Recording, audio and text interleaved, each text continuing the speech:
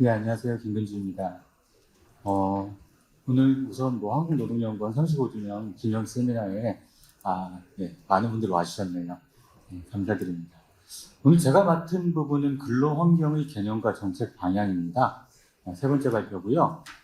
전체적인 흐름을 말씀드리면은 아마 첫 번째 발표와 두 번째 발표에서는 현황을 중심으로 설명 주셨죠. 그리고 기조 발제에서는 다양성의 도전이 무엇인지에 관해서 말씀해 주셨고, 두 번째는 근로 환경에 대해서 이 한국의 현황이 어떤지에 대해서 그 시점을 좀 짚어주셨습니다.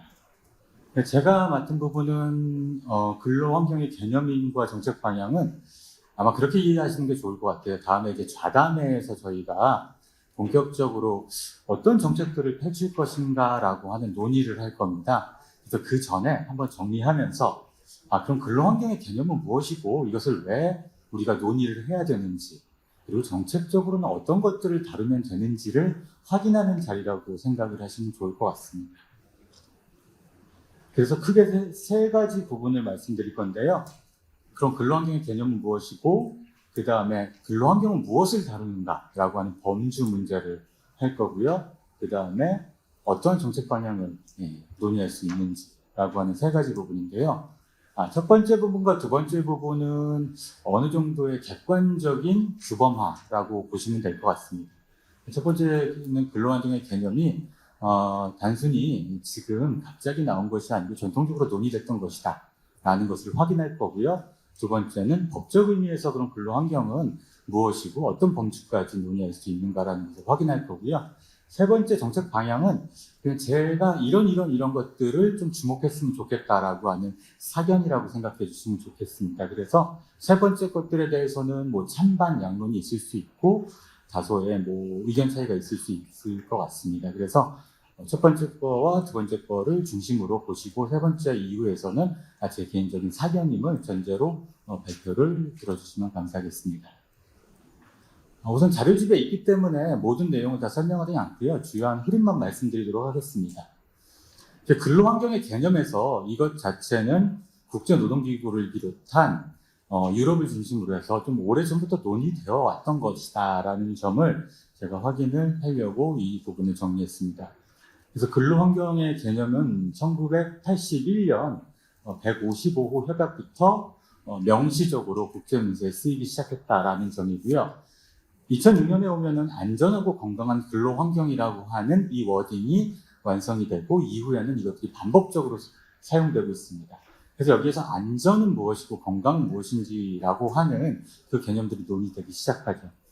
그리고 2022년에 ILO 기본협약 논의에서는 과연 근로환경이 무엇인지에 관해서 노사정이 조금 대립적인 의견을 했다라는 점을 설명하도록 하겠습니다. 또 한 축인 이유가 있죠. 이유 같은 경우에는 근로환경의 개념을 사용할 때 근로조건과 대비하여 사용했다는 점이 특징적입니다. 그래서 근로조건, 그 다음에 근로환경을 동일하게 나열하고 있다는 점이죠. 그럼 여기서 두 가지 점을 알 수 있을 것 같습니다. 근로환경이라는 것은 국제문서에서 일반적으로 사용하는 개념이다. 두 번째로는 근로조건과는 조금 다르게 사용되고 있다. 라고 하는 두 가지 정도가 국제적 맥락에서 근로환경의 개념에서 추정을 할 수 있겠죠. 최근의 논의를 살펴보면 2022년에 그 ILO에 얘기하는 소위 말하는 기본협약을 선정하는 기본권 선언에 대해서 논의를 할 때 이 부분이 세부적으로 다뤄진 적이 있습니다.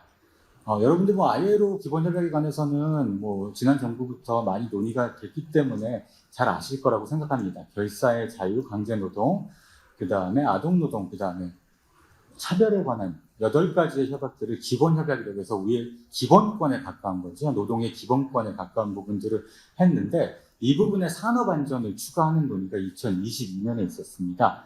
이때 근로환경이라는 용어가 사용되고 이것들이 어떻게 의미를 갖고 있는지에 대해서 논의가 됐습니다.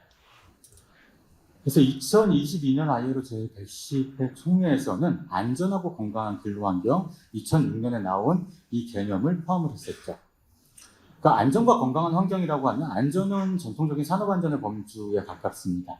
건강은 산업안전에 추가해서 정신적 건강, 관계적 건강까지 포괄하는 개념이다라고 설명을 하고 있는데요. 사실 산업안전에서도 정신적 건강을 포함하고 있죠. 아마 이 부분을 중복적으로 얘기한 것은 강조하기 위한 것이다 라고 저는 판단이 됩니다. 그리고 이 와중에서 근로조건과 근로환경에 관한 노사정의 의견 대립이 있었습니다. 서영재 대표는 근로환경의 개념이 명확한 것이 아닌데 이 부분은 상당히 조금 혼란스러운 개념이다 라고 하면서 근로환경의 개념을 쓴 걸 반대를 했습니다. 반면에 노동자 대표들 같은 경우에는 사실 새로운 형태의 고용 형태도 많이 나타나고 있고 원격 근무와 같은 새로운 근무 형태도 나타나고 있는데 이게 근로 조건인지 명확하지 않음에도 불구하고 근로를 둘러싼 환경은 명확하다. 그렇기 때문에 근로 환경이라는 걸로 포섭적으로 다뤄주는 게 좋다라고 이야기를 했죠. 사실 정책을 다루는 입장에서는 아마 정부의 입장과 맥을 같이 할 것 같습니다.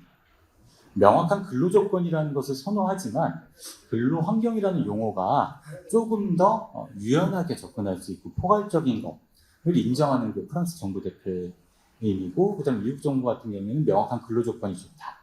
브라질 같은 경우에는 근로환경이라는 용어는 개방적이다라고 이렇게 표명을 했는데요. 한번 생각을 해서 정리를 해보면 저 역시 그렇습니다. 근로환경이라고 하는 부분은 불확정적이라는 단점이 있죠. 그렇기 때문에 정책을 실시할 때 무엇을 실시해야 되는지 명확하지 않습니다. 다만 그럼에도 불구하고 범위가 근로조건보다 조금 더 넓고 유연하게 대응할 수 있고 포섭을 할 수 있다는 장점이 있습니다. 그렇기 때문에 다시 한번 정리를 한다면 각 국가별로 근로환경의 개념을 정책적으로 어떻게 활용할지에 관해서는 차이가 있습니다. 그럼에도 불구하고 근로환경 같은 경우는 근로조건보다는 조금 더 넓고 그 다음에 조금 더 유연하게 접근할 수 있다라는 점이 국제적으로 논의됐다라고 할 수 있습니다. 다만 이제 우리의 입장에서 봤을 때는 워킹을 근로라고 할지 노동이라고 할지는 조금 애매합니다. 저는 처음에 노동환경이라는 표현을 많이 썼는데 근로자와 근로조건에 대비하기 위해서 근로환경이라는 표현을 썼는데요. 사실 2020년 ILO 통역의 노동자 대표의 입장에서는 근로자만의 문제가 아닌 완전한 새로운 고용 형태에 종사하는 자를 포섭하기 위해서 이것을 쓴다라고 했기 때문에 번역을 하자면 노동환경이라고 하는 게 조금 더 적합하지 않을까 싶습니다. 아무튼 근로환경이라는 것은 근로조건보다 조금 더 포섭적이다라고 하는 부분이 국제적으로 논의가 되었다는 점을 한번 확인하고 다음 부분으로 넘어가겠습니다. 그러면 우리 같은 경우에는 근로환경의 개념과 범위를 어떻게 할 것인가, 이 국제적 논의를 어떻게 우리가 다룰 것인가 라고 하는 부분을 확인해야 될 것 같은데요. 아마 ILO 같은 경우에는 산업안전보건을 기본으로 해서 조금 더 확대된 개념을 얘기하는 것 같은데 우리는 과연 근로환경을 법적으로 규범화할 수 있는 근거가 있을지에 관한 부분을 살펴보도록 하겠습니다. 이런 규범화를 위해서는 우선 헌법을 봐야겠죠. 대한민국 헌법에는 근로환경이라는 표현이 쓰이고 있지 않습니다. 다만 헌법재판소는 근로환경이라는 것을 근로의 권리로부터 도출해서 쓰고 있죠. 저는 2007년 결정에 조금 주목을 했는데요. 근로환경권은 건강한 작업 환경과 정당한 보수, 그 다음에 근로조건을 보장할 수 있는 요구권이다 라고 했었는데 사실 제가 이걸 쓰고 이 토론자분들께 이렇게 나눠졌는데 2007년의 결정 말고도 이후에 상당히 다양한 결정이 있다라고 얘기를 해주셨고요. 그래서 최근 결정료들을 살펴보니까 근로환경에 좀 다양하게 사용하고 있다라고 하는 생각이 듭니다. 그래서 결국은 근로조건보다도 헌법재판소는 조금 넓은 의미로 쓰고 있는데 산업안전보건을 중심으로 근로환경을 쓴 경우도 있고 아니면 근로조건을 근로환경과 연계해서 쓴 경우도 있고 명확하진 않지만 좀 범주가 넓다라는 점은 아마 국제적인 논의와 좀 맥락을 같이 하는 것 같습니다. 그럼 우리가 또 일반적인 언어로 봤을 때는 근로환경이 무엇을 얘기하는지 명확하진 않습니다. 그렇기 때문에 저희가 외연을 명확하게 확정하는 것이 정책을 수행하는 데 있어서도 그렇고 그 다음에 우리가 이후에 있어서 좌담회에서 정책적인 방향을 토론하는 데 있어서도 중요할 것이라고 생각합니다. 저는 좋아하는 표현은 2016년에 ILO에서 했던 UFW 컨퍼런스에서 했던 자료집에 있던 내용을 상당히 좋아합니다. 근로환경은 근로자 개인의 차원에서 접하는 노동의 물적, 공간적, 인적 조건들을 총칭하는 것으로 근로자에게 직접적인 보상이 이루어지지 않지만 노동에 있어서 가장 중요한 요소다라고 하는 부분이죠. 근로조건이 아니지만 근로환경은 가장 중요한 모든 요소다라고 하고 있는데요. 사실은 조금 불명확한 개념이긴 합니다. 그래서 법적 개념을 좀 찾아보면 산업안전보건법에서는 제1제 표제에서 근로환경의 개선이라고 하는 표제를 쓰고 있습니다. 다만 세부적인 내용들은 아주 포괄적이진 않고 작업환경 측정에 관한 부분들입니다. 그냥 산업안전보건법은 작업환경의 상위 개념으로 근로환경을 사용하고 있는데요. 뭐 이러한 입법례들은 좀 있긴 합니다. 특히 근로기준법에서도 보면은 휴식제도에 관해서 휴식제도는 무엇이다라고 규정하고 있지는 않지만 근로기준법 제4장에 보면 근로시간과 휴식이라고 해서 휴게나 휴일이나 휴가 같은 것들을 휴식제도로 포섭을 하고 있습니다. 그렇기 때문에 논의의 틀을 해서 법적 개념을 구성을 할 수 있겠죠. 그래서 한번 구성을 해보려고 비교 개념들을 쭉 봤는데요. 근로조건, 근무환경, 작업환경 같은 것들은 개념적이가 있지 않지만 일반적인 워딩을 추정을 해서 이런 다양한 규정들이 있습니다. 그래서 제가 근로환경의 개념과 범주를 어떻게 해볼까라고 했는데 아무래도 헌재 결정에 있어서의 일할 환경에 관한 권리를 포괄적으로 나타나는 개념, 이 부분을 사용하는 것이 좋지 않을까라고 생각이 듭니다. 이 부분은 권호성 교수님께서 사실 벤 다이어그램을 그려주셨는데요. 본인 책에는 없는 건데 그냥 새로 그려주셨습니다. 아까 그래서 제가 뭐 인용할 건 없지만 아무튼 권호성 교수님께서 그려주셔서 이 얘기도 꼭 해달라고 하시더라고요. 권호성 교수님은 본인을 소개할 때 노동자 권리의 수호자, 불도저라고 요새 얘기하신다고 하는데요. 아무튼 권호성 교수님께서 그려주셨습니다. 그래서 근로환경이 가장 넓은 개념이다 라고 이렇게 벤 다이어그램을 그렸는데 사실상 이 범주화라고 하는 것 자체가 어느 정도의 감을 잡는 데는 좋지만 정확한 개념을 하기에는 어려운 거 사실입니다. 그래서 제가 확인할 수 있는 부분은 근로환경이 일하는 사람을 둘러싼 전반적인 사항들을 포섭하는 상당히 개발적이고 포괄적인 개념임은 국제 기구의 논의나 아니면 국내에 있어서의 이 법적인 개념들을 봐도 확인할 수 있습니다. 그래서 기본이 되는 것은 산업안전보건법이 되고 안전하고 건강한 작업환경의 실현이 정책 목표에 제일 가깝다라고 하는 점을 확인할 수 있습니다. 다만 근로조건과 근로환경이 대립되는 건 아니다라고 생각이 들고요. 근로조건과 근로환경의 차이만 강조하게 되면은 기존의 근로조건으로 잘 다루고 있던 근로조건을 근로환경으로 포섭해서 근로조건 결정 원칙을 침해할 수 있는 위험성이 있습니다. 다만 근로환경은 개인에 있어서의 입장을 중시하기 때문에 이 차이를 무시하게 되면 획일적인 절대적 평등이라고 하는 근로조건 결정에 매몰될 수 있습니다. 그렇기 때문에 근로환경의 이 넓은 개념을 적절히 정책적으로 사용하는 것이 필요하다라는 점입니다. 그래서 마지막으로 이러한 포섭적이고 개방적인 개념을 어떻게 우리가 이용할 것인가라고 하는 것입니다. 이 부분은 아까도 말씀드렸지만 제가 불확정 개념이기 때문에 이것을 어떻게 유용성 있게 활용할 것인가 라고 하는 부분을 정책 방향을 재현을 하는 거고요. 이 부분에 있어서는 사실상 팩트라기보다는 저의 머릿속에 나온 부분이다라고 할 수 있습니다. 저는 지속가능한 노동 의제로서 근로환경에 대해서 법을 하는 사람이기 때문에 가장 주목을 했던 부분은 아까도 얘기했던 UFW입니다. 수용 불가능한 형태의 노동에서 탈피하는 것이 지속가능한 노동을 위한 전제 조건이다라고 생각을 했습니다. 결국 이거를 쉽게 말하면 최저 기준을 설정하는 게 중요하다라고 하는 의미죠. 그래서 보시면은 많은 분들이 디센트 워크를 얘기하면서 1다운 1, 노동의 지향점, 그 다음에 이런 것들을 얘기할 때 저희 법하는 사람들, 물론 이제 모든 법하는 사람이 그렇지는 않겠습니다만 어떤 일이 있어서 준수해야 하는 최소한의 마지노선, 법적 최저 기준에 조금 중심을 두고 있습니다. 그리고 이런 것들은 권리형 강행 법규라고 하는 방식으로 나타나게 됩니다.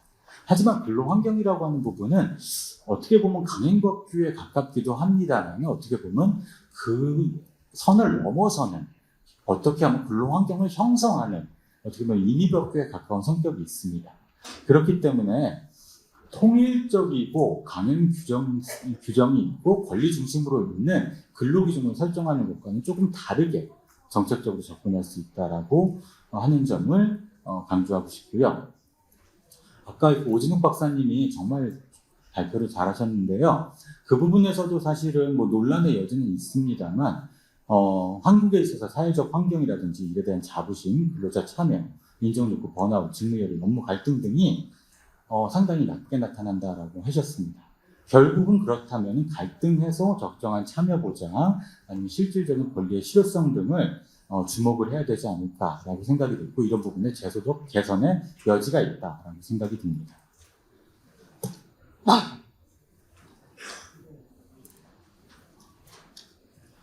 예, 말을 좀 빨리 하다 보니까 목이 좀 잠겼는데 죄송합니다. 다시 이어서 가도록 하겠습니다. 그래서 지속 가능한 노동 의제에서 근로 환경을 정책적으로 다루기 위해서는 기존에 주목했던 부분들은 최악의 노동 환경을 막기 위한 제도적 장치에 관한 논의들입니다. 그래서 산업안전보건 체계를 가동하고 노동관계법상의 권리 실현, 그 다음에 직장 내 괴롭힘과 성희롱을 비롯한 인적 갈등, 이런 부분들에 주목을 했던 것이 사실이고요. 이런 부분들은 우리의 소위 말하는 법 제도가 깊숙이 관여하는 부분 중에 하나입니다. 그런데 근로 환경의 의제는 법보다는 조금 더 넓은 정책적인 방향이 필요할 겁니다. 그래서 일할 수 없는 일터를 만들기 위한 근로환경 관련 법제도 개선 방안에서도 조금 더 넓게 잡아줄 필요가 있다라고 하는 점이죠. 유연한 접근이 필요하다는 겁니다. 한번 읽어보시면 여기 했던 부분들이 근로 환경에 있어서 연관되는 부분들인데요. 저희 연구원에 있어서의 최근 3년 동안 나온 보고서들의 제목입니다. 네, 그리고 저희 연구원에서는 명시적으로 얘기하고 있지는 않았지만 그래도 근로 환경의 개선을 위한 정책들을 지속적으로 제시하여 왔습니다. 물론 기후위기와 노동정책 같은 사업부터 시작을 해서 근로 조건을 향상하고 근로 환경을 개선하기 위한 직무체계나 이런 부분도 상당히 연관이 돼 있죠. 그래서 이런 부분들을 사실 근로환경이라는 타이틀로 묶어서 지속적으로 나가는 것도 앞으로 우리 연구원에서 조금 주목을 해야 될 부분이 아닌가라고 생각이 듭니다. 그래서 제도 중에서는 아무래도 ILO의 워딩에 맞춘 안전하고 건강한 근로환경이 필요할 거고요. 그 다음에 폭력과 괴롭힘으로부터 자유로운 근로환경이 필요할 거고요. 그 다음에 참여보장과 형감이 필요할 거라고 생각합니다. 하부로 내려가면은 결국은 안정하고 건강한 근로환경은 산업안전보건법을 중심으로 나타날 수밖에 없고, 폭력과 괴롭힘으로부터 자유로운 근로환경은 직장 내 괴롭힘, 직장 내 성희롱은 물론 감정노동 등 관계적 건강을 위협하는 모든 요인들을 개선하는 게 필요하다고 생각이 듭니다. 문제 해결을 위한 참여보장과 효능감은 집단적인 참여와 함께 다양성을 포섭하기 위한 참여보장, 그 다음에 개별적 업무적 문제에 관한 구성원의 의견 개진의 장을 마련하는 게 중요하다고 생각이 들고요. 아마 두 번째 발표에서도 나왔지만 형식적인 의견 청취를 넘어서 실현될 수 있는 느낌이 드는 참여보장이 무엇인가라고 하는 부분을 좀 고민을 해야 될 것 같은데요. 이런 부분들은 저희의 IR 본부에 계신 여러 박사님들이 제시했던 바가 있고요. 저희 연구원에서도 지속적인 해결책을 고민하지 않을까 싶습니다.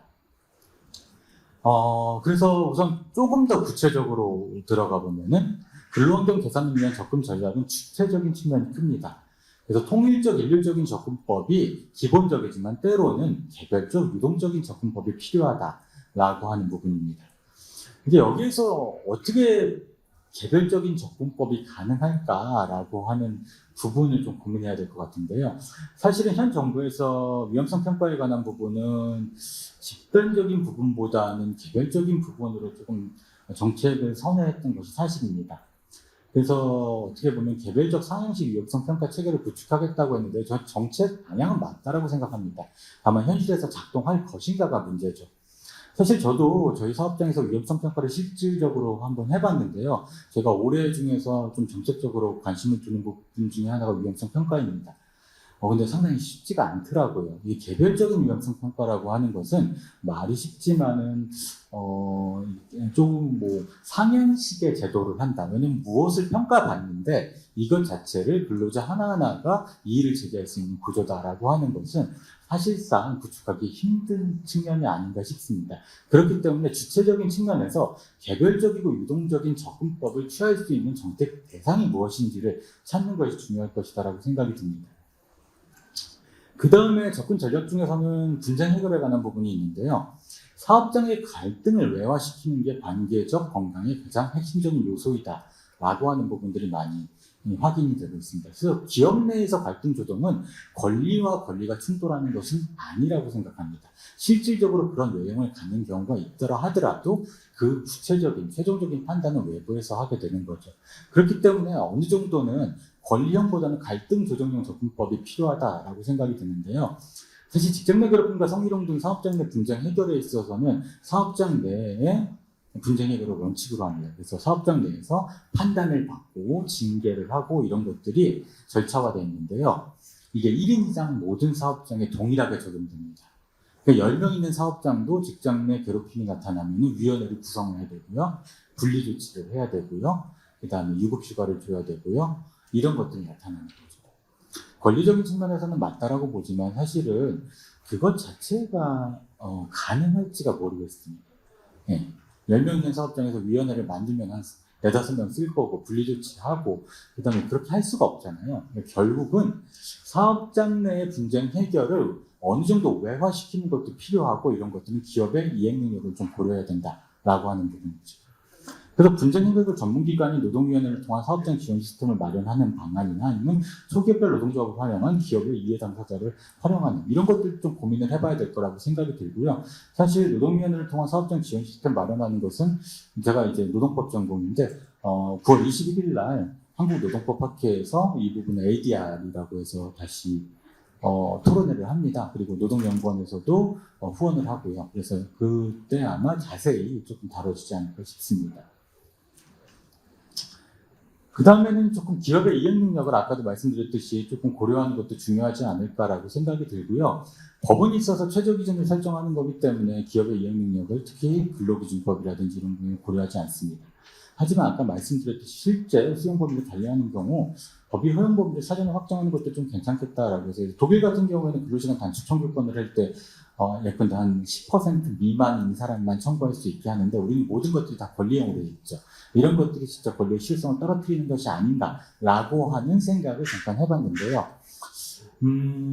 사실 이 부분을 생각하는 것은 근로환경에서 법적 제도를 실제로 얼마나 활용할 수 있는지가 상당히 중요한 척도다라고 하는 우리의 이제 자매 결혼 기관이죠. 일본은 제 PT 보고서를 보고했습니다. 이 부분은 사실은 유럽이나 이런 부분에서 강조되고 있지 않는데요. 우리는 형식적인 제도가 있지만 실질적으로 활용하지 못하는 경우가 많다라고 하는 보고서들이 특히 일본에서 많이 나타나고 있죠. 이 보고서들은 주로 연차휴가 같은 데 많이 나타나고 있는데요. 회사에서는 일괄적으로 연차휴가를 열심히 라고 많이 권유를 합니다. 그래서 3주, 4주의 휴가를 가도 돼 라고 하지만 실제로 가는 사람은 없는 거죠. 인력 구조라든지 업무 배분이 그걸 허용하고 있지 않는 거죠.